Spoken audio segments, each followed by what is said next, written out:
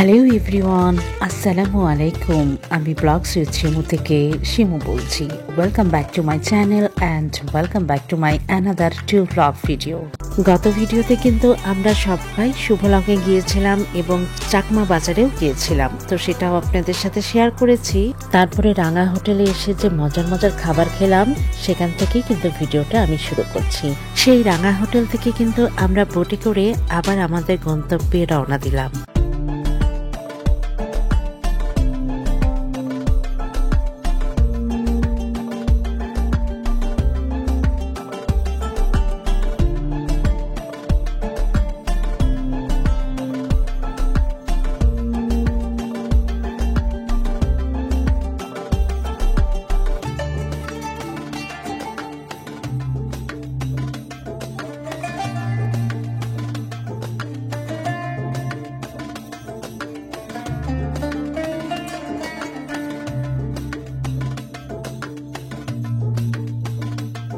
আমাদের গন্তব্য মানে খাগড়াছড়ির মেন শহরের দিকে আমরা এগোচ্ছি।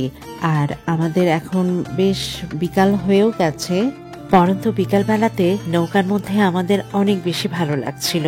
এত সুন্দর একটা পরিবেশ, সেটা আসলে বলে বোঝানো যাবে না।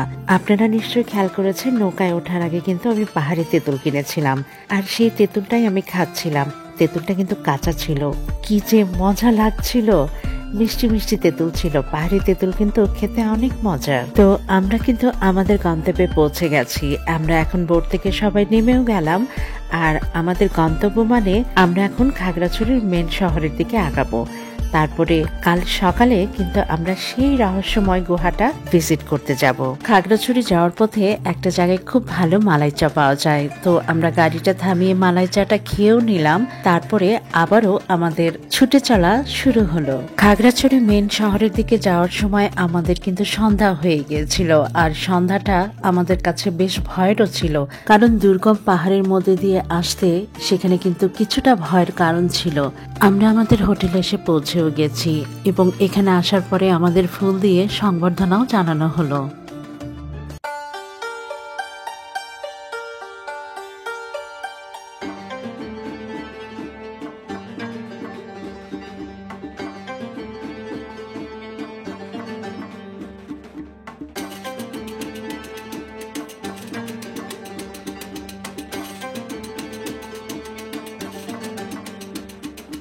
সারাটা দিন ধকলের পরে যখন রুমটাতে এসেছি, বিশ্বাস করেন এতটা রিল্যাক্স ফিল হচ্ছিল যে কি বলবো।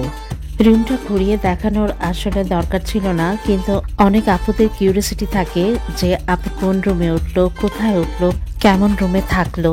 যেহেতু আমার লাইফস্টাইল ব্লগ, আর এই জন্য কিন্তু আপনাদের ঘুরিয়ে ঘুরিয়ে দেখাচ্ছি যে রুমটা কেমন ছিল।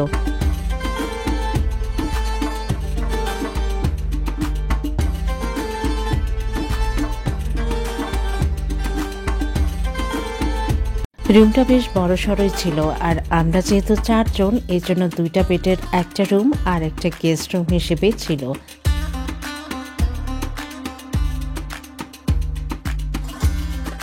রুমটা যেমনই হোক এবং যত সুন্দরী হোক, থাকবো তো মাত্র একটা রাত, তাই না? তো আমরা এখানে আস্তে আস্তে সন্ধ্যা হয়ে গেছে, আর এই রেস্টুরেন্টে আমাদের জন্য কিছু স্ন্যাক্সের ব্যবস্থাও করেছে। তো আমরা একটু পরে নিচে নামবো।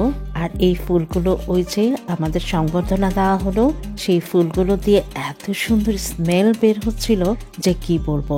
আজকাল তো কোনো ফুলের গন্ধই পাওয়া যায় না, তাই না? আপনাদের ভাইয়া তো বলছিল যে ফুলের গন্ধে সারা ঘর একদম ভরে গেছে, আর মনটাও নাকি অনেক ভালো হয়ে গেছে। তো আমরা একটু ফ্রেশ হলাম, একটু ফ্রুটস খেলাম, তারপরে কিন্তু আমরা আবারও নিচে নামলাম। নিচে আসার পরে যখন ডাইনিং এ গেলাম, তখন তো চোখটা একদম ছানা পড়া। এত কিছু তারা আয়োজন করেছে আমাদের জন্য যে আমরা এগুলো খেলে হয়তো ডিনারটাই করতে পারবো না। অনেক রকম ফ্রুটস এবং পিঠা তারা রেখেছিল, তো আমরা জাস্ট বিন্নি চালের পিঠাটাই সবাই নিয়েছিলাম এবং চা খেয়ে আমি কিন্তু বেরো হয়ে গিয়েছিলাম একটা বিশেষ কাজে।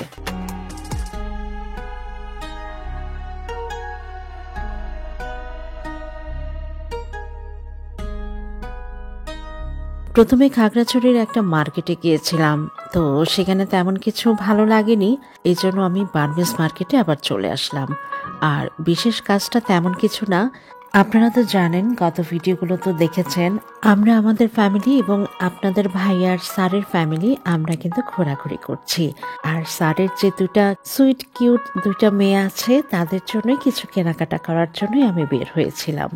ভাগ্য খারাপ হলে যা হয় আর কি। আমার সত্যি কথা, বার্মিজ মার্কেটে মেয়ে দুইটাকে কিছু দেওয়ার মতো আমার পছন্দই হয়নি। তো আমরা ফিরতে ফিরতে মোটামুটি ডিনারের টাইমটাও হয়ে গেছে। তো আমরা ডিনারের জন্য বের হয়ে গেলাম। আর আজকে আমরা রাতে ডিনার করব একটা পাহাড়ের উপরে একটা রেস্টুরেন্টে।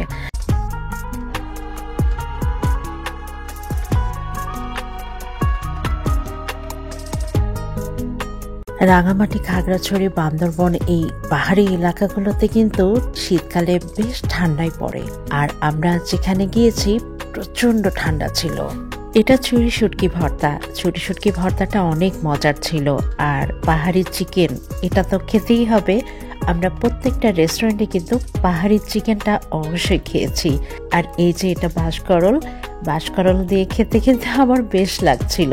আর ডালের সাথেও কিন্তু বাঁশকরল ছিল। দেখেন, আপনারা শুনলে অবাক হবেন, এইসব অঞ্চলে আমরা প্রত্যেকটা রেস্টুরেন্টের ডালের ফিদা হয়ে গিয়েছিলাম। ডালগুলো যে ওরা কি মজা করে রান্না করে। তো আমরা অনেক কিছু অর্ডার করেছিলাম, ছোট মাছ থেকে শুরু করে মাছ ভর্তা, অনেক কিছু খেয়েছি। আসলে সবকিছু ভিডিও করা তো পসিবল হয় না। খাওয়া শেষে তারা পাহাড়ি পেঁপের একটা জুস করে আমাদের সার্ভ করছিল, যেটা কোনোরই দরকার ছিল না এই ঠান্ডার ভিতরে। তারপরে কিন্তু আমরা পাহাড়ি পেঁপের জুসটাও খেয়ে নিলাম এবং আমরা আমাদের হোটেলে ব্যাকও করছিলাম।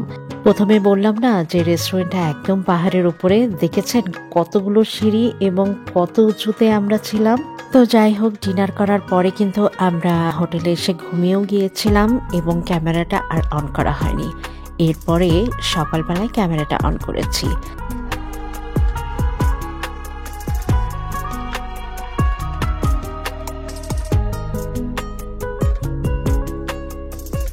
আমরা যে হোটেলে উঠেছি সেই হোটেলের ডাইনিংয়েই আমরা ব্রেকফাস্টটা করব। ব্রেকফাস্টটা করার পরই আমরা কিন্তু আলু টিলার দিকে চলে যাব এবং আলু টিলাতেই কিন্তু সেই রহস্যময় গুহাটা আমি দেখব। আমাদের ব্রেকফাস্টে কিন্তু অনেক অনেক খাবার ছিল এবং আমরা কিন্তু রুটি চেয়েছিলাম যে আমরা রুটি খাবো। তো চালের আটার রুটি ছিল। আর একটা খাবার খুব স্পেশাল ছিল, আর সেটা হচ্ছে হাঁসের মাংস। আর হাঁসের মাংসটা তো অনেকেই অনেকভাবেই আমরা খেয়েছি, কিন্তু এখানে যে হাঁসের মাংসটা দেখতে পাচ্ছেন এটা কিন্তু একটু ম্যাশ টাইপের ছিল। তো এতটাই টেস্টফুল লেগেছে আমাদের সবার কাছে যে আমরা অনেক বেশি করে খেয়েছিলাম হাঁসের মাংসটা। সকালের এত জম্পেশ নাস্তার পরে এক কাপ দুধ চা না হলে তো হয় না, এই জন্য কিন্তু আমরা দুধ চাটাও খেয়ে নিলাম। তারপরে আমরা রওনাও দিয়ে দিলাম। আর কালকে শুভলং থেকে আমরা যা কিনেছি সেগুলো আমাদের ড্রাইভারদের এবং কিছু স্টাফদের আমরা গিফটগুলো দিয়েও দিচ্ছিলাম। শুভলং থেকে আমি আমার জন্য এবং আমার শ্বশুর বাড়ির জন্য কি কি কিনলাম সেটা কিন্তু নেক্সট ভিডিওতে শেয়ার করব। আমার প্রিভিয়াস রাঙামাটি এবং খাগড়াছড়ির ট্যুর ভিডিওগুলো যারা মিস করেছেন তারা দেখে নিতে পারেন। আমি ডেসক্রিপশন বক্স এবং আই বাটনে সেগুলো দিয়ে দিব। আমরা এখন খাগড়াছড়ির আলুটিলা পর্যটন কেন্দ্রে কিন্তু চলে এসেছি। খাগড়াছড়িতে তো অনেকেই ভ্রমণ করেছেন, কিন্তু আলুটিলা হয়তো অনেকে মিস করেছেন। কিন্তু বিশ্বাস করেন, খাগড়াছড়ির এই আলুটিলা পর্যটন কেন্দ্রটা এত বেশি সুন্দর, মাশাআল্লাহ। আমি ঘুরে ঘুরে দেখছিলাম, মনে হচ্ছিল যে আকাশ, মেঘ, প্রকৃতি সব মিলেমিশে যেন একাকার হয়ে আছে। রাঙামাটিতে যে ঝুলন্ত ব্রিজটা আছে না, সেই ঝুলন্ত ব্রিজের মতো কিন্তু আলুটিলাতে একটা ঝুলন্ত ব্রিজ আমি দেখতে পেলাম। ঝুলন্ত ব্রিজটাতে ওঠার পরে একটা অন্যরকম অনুভূতি হচ্ছিল। আমি যতদূর হাঁটছিলাম প্রকৃতি যেন আমাকে নতুন নতুন গন্তব্যে পৌঁছে দিচ্ছিল। অনেক সুন্দর একটা অনুভূতি কাজ করছিল আমার এই ঝুলন্ত ব্রিজে। কিন্তু ওই যে এর আগের ভিডিওতেও আমি বলেছিলাম যে এত সুন্দর সুন্দর জায়গা, এটা চোখে দেখে যে সৌন্দর্যটা উপভোগ করা যায় সেটা কিন্তু ক্যামেরাতে বন্দি করা সত্যি পসিবল না। আলুটিলা পর্যটন কেন্দ্রটা কিন্তু সত্যি অনেক বেশি সুন্দর জায়গা একটা। আলুটিলাটা যখন আমি ঘুরে ঘুরে দেখছিলাম, আপনাদের ভাইয়াকে আমি বলছিলাম যে বাংলাদেশের সব সৌন্দর্যটা মনে হয় চিটাগং, কক্সবাজার, রাঙামাটি, বান্দরবন, খাগড়াছড়ি এই জায়গাগুলোতেই যেন আল্লাহ দিয়ে দিয়েছেন। আমরা যতই ঘুরে দেখছিলাম ততটাই ভালো লাগছিল, একটুও ক্লান্ত বোধ হচ্ছে না। অনেক উঁচু নিচু অনেক জায়গাতে আমাদের ওঠানামাও করতে হচ্ছে, কিন্তু বিশ্বাস করেন কি যে ভালো লাগা কাজ করছিল আলোটিলা পর্যটন কেন্দ্রে, সেটা কিন্তু বলে বোঝাতে পারবো না। ছবির মতো সুন্দর একটা জায়গা আমি ঘুরে আসলাম, আর এত ভালো লাগা কাজ করেছে কি বলবো। দেখেছেন আকাশ মেঘ প্রকৃতি সব মিলেমিশে যেন একাকার হয়ে আছে। আলোটিলা স্থানীয়দের ভাষায় মাতাই হাকুর, খাগড়াছড়ির সবচাইতে উঁচু পর্বতের নামই কিন্তু আলোটিলা। আলোটিলার আগের নামটা ছিল কিন্তু আরবাই পর্বত। এই পর্বতের সীমানা ছিল বিশাল। ধারণা করা যায় যে দ্বিতীয় বিশ্বযুদ্ধের সময় খাগড়াছড়ি অঞ্চলে দুর্ভিক্ষ দেখা দিলে এলাকার মানুষ খাদ্যের সন্ধানে পাহাড় থেকে বুনো আলু সংগ্রহ করত এবং সেটা খেয়েই জীবন রক্ষা করেছিল। আর সেই থেকেই কিন্তু এই পর্বতের নামটা হয়ে যায় আলোটিলা। আপনারা জানলে অবাক হবেন, এখনো কিন্তু এই পর্বতে প্রচুর পরিমাণে বুনো আলু পাওয়া যায়। আলোটিলার প্রত্যেকটা জায়গায় কিন্তু ছবি তোলার মতো, এত সুন্দর, প্রত্যেকটা জায়গায় মনে হচ্ছে ছবির মতনই সুন্দর। আর এই জায়গাটা মূলত নন্দন পার্ক। এটাকে নন্দন পার্ক কেন বলে সেটা আমার জানা নাই, তবে এখানে কিন্তু খুব সুন্দর সুন্দর ছবি তোলা যায়। খাগড়াছড়ির মূল শহর থেকে আলোটিলা 8 কিলোমিটার দূরে। আলোটিলা পর্যটন কেন্দ্রটা কিন্তু পাহাড়ের একদম চূড়াতে। যাই হোক, আমাদের আলোটিলাটা ঘুরে দেখা কমপ্লিট। বর্তমানে আলোটিলার প্রধান আকর্ষণ রহস্যময় গুহা এবং এই ঝুলন্ত ব্রিজটা। রাঙামাটির ঝুলন্ত ব্রিজটা যেমন হাজার হাজার মানুষ প্রতিদিন দেখতে আসে, ঠিক তেমনই কিন্তু আলোটিলার এই ঝুলন্ত ব্রিজটা এখন পর্যটকদের মূল আকর্ষণ হয়ে উঠেছে। আমি এখন ঝুলন্ত ব্রিজটা পার হচ্ছি এবং পার হয়ে সেই রহস্যময় গুহার দিকেই এগিয়ে যাচ্ছি।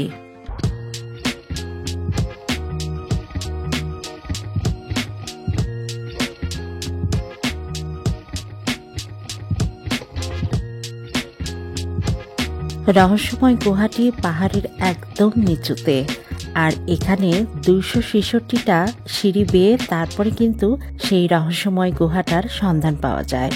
আর স্থানীয়রা এই রহস্যময় গুহাটাকে দেবতার গুহাও বলে থাকে। এতগুলো সিঁড়ি দিয়ে নামতে নামতে আমরা ক্লান্ত এবং পরিশ্রান্ত হয়ে গেছি। যাক, ফাইনালি আমরা সেই দেবতার গুহা অথবা রহস্যময় গুহার সন্ধানটা আমরা পেয়ে গেছি। এই যে এটা হচ্ছে আলোটিলা গুহার প্রবেশ মুখ। গুহার ভিতর থেকে যে পানিগুলো আসছে সেই পানিগুলো কিন্তু অনেক বেশি ঠান্ডা। আর আপনারা জানলে অবাক হবেন, এই গুহার ভিতরে কিন্তু অনেক বেশি ঠান্ডা। আর এই গুহার ভিতরে কিন্তু অনেক বাদুড়ও দেখতে পাবেন। অনেক বেশি অন্ধকার এবং অনেক বাদুড় দেখতে পাওয়া যাবে, এটা শুনেই কিন্তু আমি অনেক বেশি ভয় পেয়েছিলাম। ভিতরে এত বেশি অন্ধকার যে আপনি কিছুই দেখতে পাবেন না। এখানে আগে মশালের ব্যবস্থা ছিল, কেউ যদি ভিতরে ঢোকে তখন কিন্তু মশাল নিয়ে ঢুকতে হয় অথবা মোবাইলের আলো দিয়ে দেখতে হয়, কিন্তু মোবাইলের আলোটাও সেখানে যেন একদম ফিকে হয়ে যায়। মোবাইলের আলো দিয়েও কিচ্ছু দেখা যাচ্ছিল না, এত বেশি অন্ধকার। অনেক মানুষ অনেক ভেতরে ঢুকে যাচ্ছিল, কিন্তু আমার কিন্তু ঢুকতে অনেক বেশি ভয় করছিল এবং গা ছমছম করছিল। পুরাটাই একদম গুটগুটে অন্ধকার ছিল।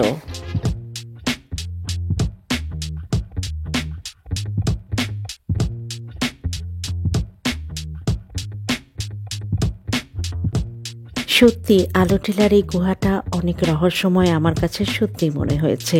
আর দেবতার গুহা, ওরে বাবা, শুনতেই কেমন একটা গা ছমছম করা অবস্থা, তাই না? রহস্যময় গুহাটা দেখার পরে আমাদের কিন্তু আবার 266টা সিঁড়ি উপরে উঠতে হবে। এত কষ্ট হয়েছে উপরে উঠতে, বিশ্বাস করেন সিঁড়িগুলো যেন আর আমাদের শেষ হচ্ছিল না। আর সেজন্য মাঝে মাঝে কিন্তু আমরা রেস্ট নিয়ে তারপরে আবার সিঁড়িগুলো পার করছিলাম। আলোটিলা এবং রহস্যময় গুহা এই দুইটা ভিজিট করার পরে আমাদের কিন্তু দুপুরও হয়ে গিয়েছিল। আমরা সকালে কিন্তু হোটেলটা চেক আউট করে একবারই বের হয়েছিলাম।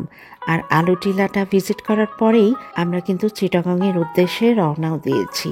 আর রাস্তার মধ্যে কিন্তু আমরা ভালো দেখে একটা রেস্টুরেন্ট দেখে লাঞ্চটাও কমপ্লিট করে নিচ্ছিলাম।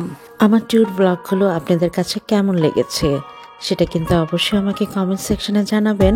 আর প্রিভিয়াস ভিডিওগুলো যারা দেখেনি তারা অবশ্যই চেক আউট করে নেবেন। আর এতক্ষণ আমার এই ভিডিওটি যারা দেখেছেন তাদেরকে অসংখ্য অসংখ্য ধন্যবাদ। আর যারা আমার চ্যানেলে নতুন তাদেরকে রিকোয়েস্ট করব আমার চ্যানেলটা সাবস্ক্রাইব করে আমার সাথে এবং পাশেই থেকে যাওয়ার জন্য। ধন্যবাদ।